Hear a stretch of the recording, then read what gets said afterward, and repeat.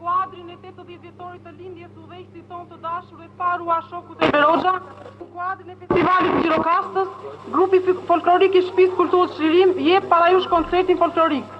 E qeli programun me këngën 80 vjetori i lindjes udhëheqësit ton të dashur, këndon Sefullah dhe Ajrura Tulla.